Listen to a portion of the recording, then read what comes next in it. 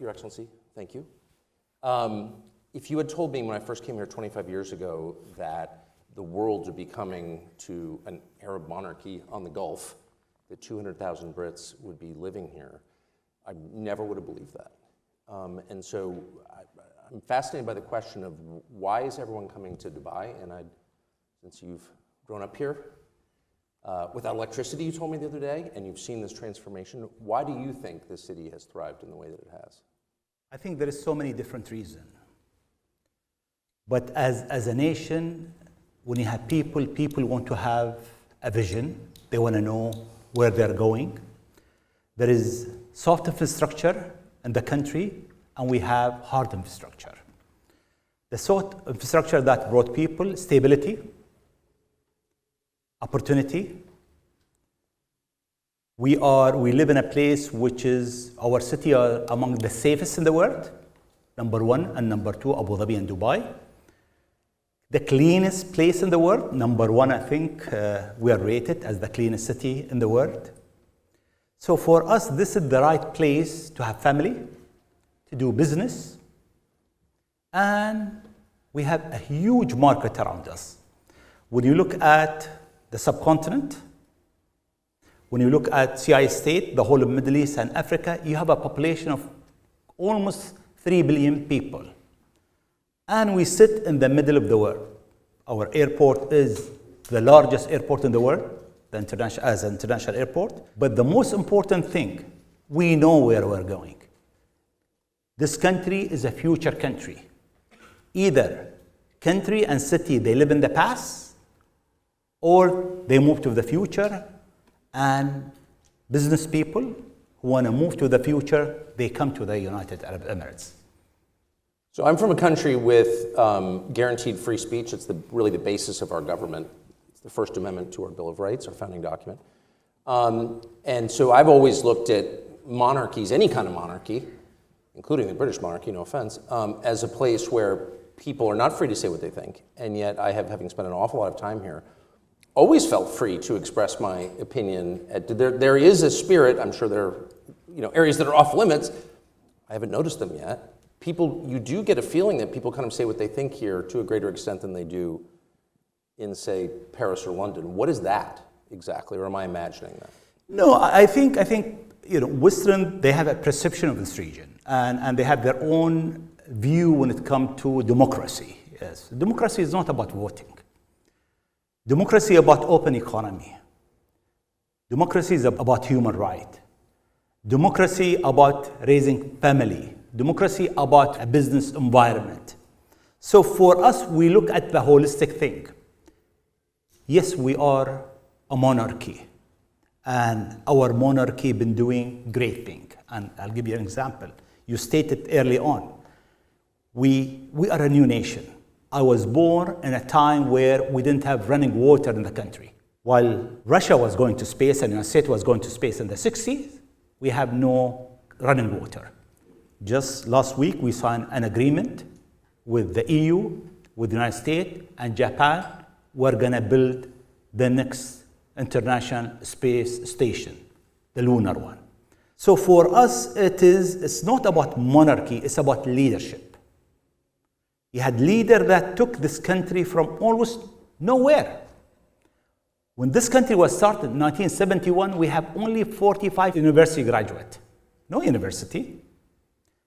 Barely no road, no hospital, and it was built based on vision, leadership, wisdom, good faith, a lot of sweat. This is the story of this nation. Yes, we live in the Middle East, but I believe that we have an advantage.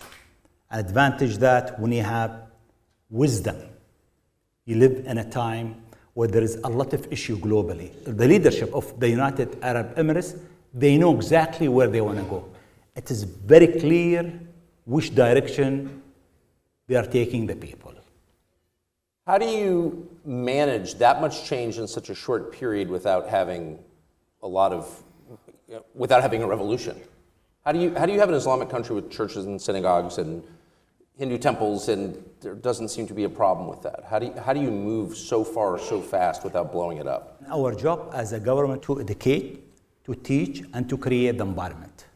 Either there is an environment of hatred and racism, or there is an environment that coexistent. This is the only place, probably in the world. And bear in mind, we are in the Middle East, where the perception is there is ethnic issue, religious war, and so many different other issues. The biggest thing, and I think one of the most important things that we have done, is not about building city and airport and infrastructure. Is having people from different religion, different race, different country, they live in the heart of the Middle East in peace and harmony. How do we do that?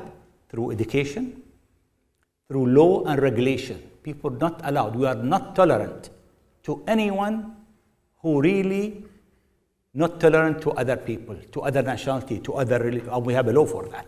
So we are very strict when it comes to hatred. And that's part of our value as a nation, that's part of our value as people. One of the, I would say, biggest problems in the West, which has had massive migration, as you know, all the Western countries, is that newcomers to Western countries tend to bring conflicts from their homeland to those new countries. And it plays out in my country.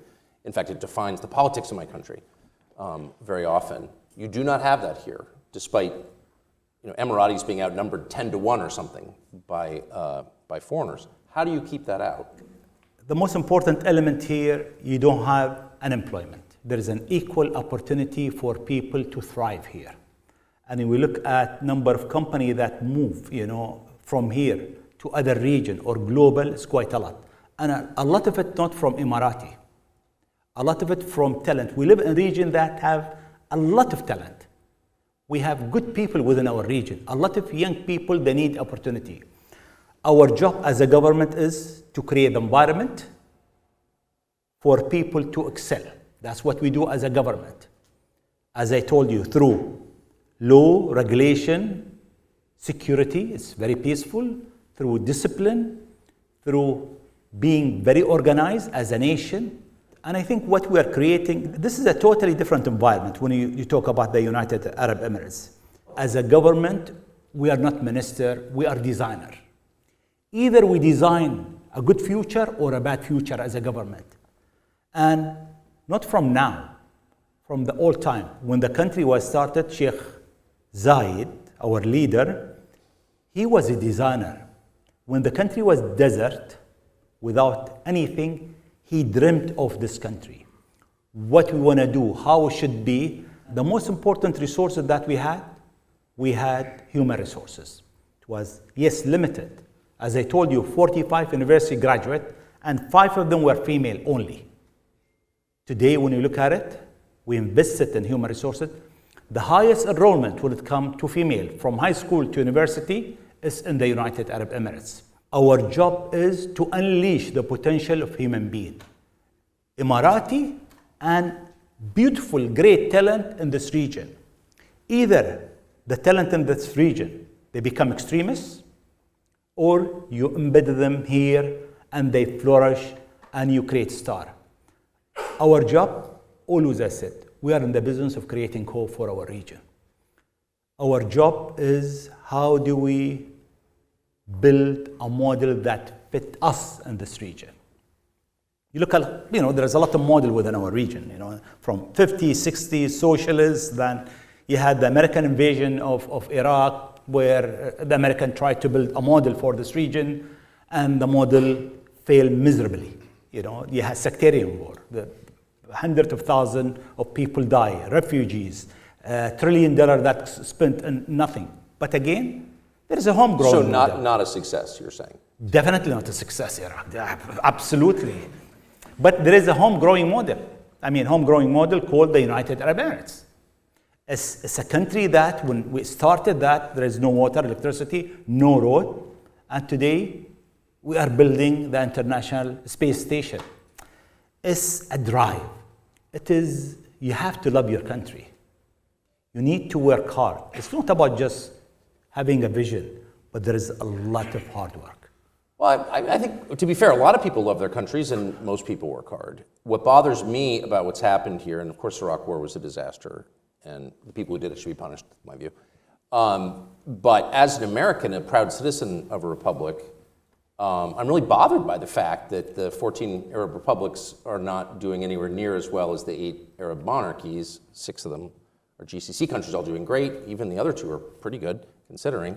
But the republics are not doing great. I mean, some exceptions, but in general, the monarchies are doing way better than the republics. And I hate that. Why do you? I do. I mean, I'm a citizen of a republic. I hated the Iraq War, but I kind of love the idea of, creating democracy and all that. Why didn't that work? I mean, sometimes the republic doesn't do well here on this region and other places. But I think through the 60s, the 50s, 60s, you had socialist regime that came on. Yes. You have regime that came and they moved the economy. Really, it was a lot of economy were flourishing in their country. And they took it to an extreme that you don't have a business class. There is no innovation. There is no art and culture. And what happened actually? Society dropped. And I think with monarchy, and we are proud and we are happy with it, and we can say, that the system that we have, it does fit us, it does fit our value, it does fit the country and the region. Thrive because it's a long term. It's about class. It's about open economy. It's opposite of the socialist system that we had in this region. And that's why it thrived. That's why you see countries are doing quite well. And certain countries, they don't have a lot of resources, but they are doing very well because it's a long-term plan. Talking about the republic, I think that the system that you have in the West, maybe it used to work in the 60s, 70s, 80s, 90s. Now you see the social issue. You see the crime rate. You see the mass shooting at school. You see the drug. You see homeless in the street. And a lot of, let me say about the United States, there is 770,000 homeless person in the street. Last year it grew by 18%.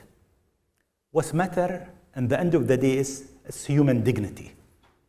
What government do, what government ought to do, is to build a system that thrive in human dignity and taking good care of the society. Society and family is the core essence of any country. I hate to agree with you, but I vehemently do. Thank you. And I appreciate you taking this time. Thank you. Thank you, sir. Thank you. Thank you. Thank you. Thank you. Thank you.